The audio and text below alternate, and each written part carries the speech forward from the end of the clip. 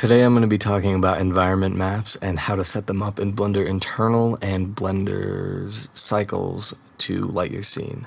They are basically spherical images that have been compressed into a universal 2D format that many 3D programs can read.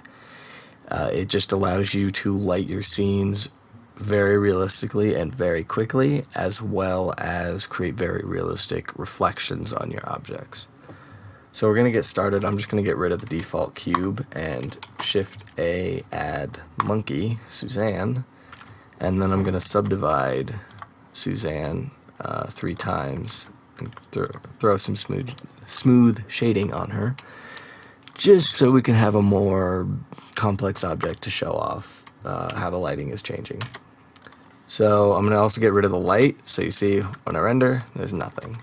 Then I want to jump over to my world tab and click on real sky, which basically creates a horizon that's true no matter what for the camera, as well as selecting environment lighting, changing white to sky texture.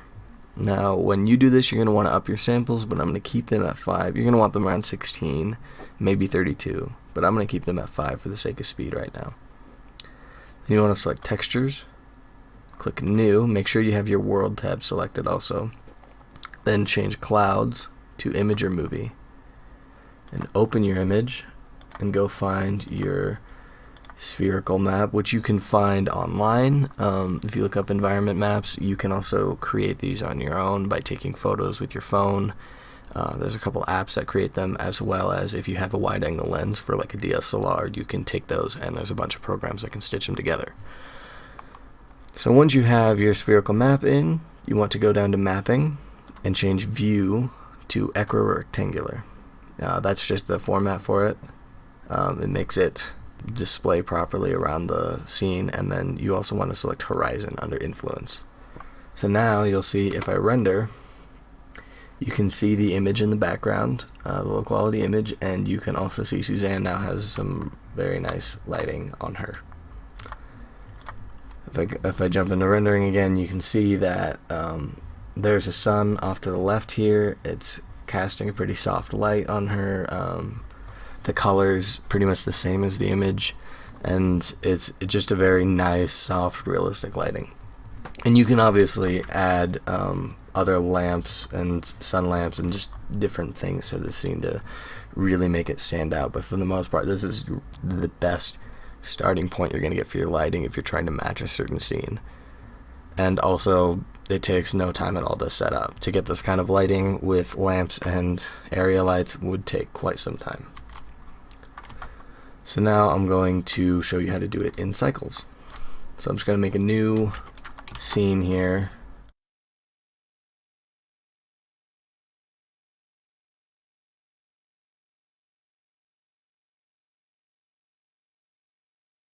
So I'm going to change internal to cycles.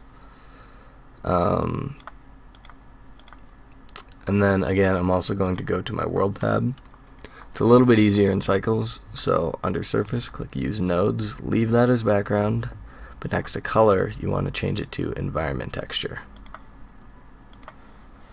You want to open up the texture. I'm going to open the same texture as I did before. And when you have it open, all you should have to do is change to rendered mode, and you can see that Suzanne is now lit. One more thing that you can do if you want to add to this is change settings and click on multiple important sample, and you can up the resolution to match your spherical map. It draws from the map a lot better when it's lighting your scene.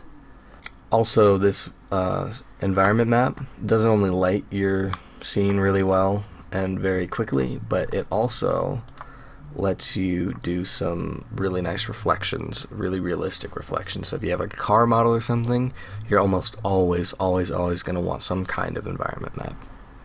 And we can show this off. I'm selecting Suzanne, I'm going to her material, and I'm changing diffuse to glossy. You see really quickly, it just tosses that glossy texture on there. It's reflecting the street, it's reflecting the brick below it, the sun. All of it is just reflected very realistically and very quickly. So that's really just the very basics of environment maps. If you have any more questions, feel free to ask me either in a message or in a comment, and I'll try to get back to you as soon as I can. Alright, well, thank you for watching.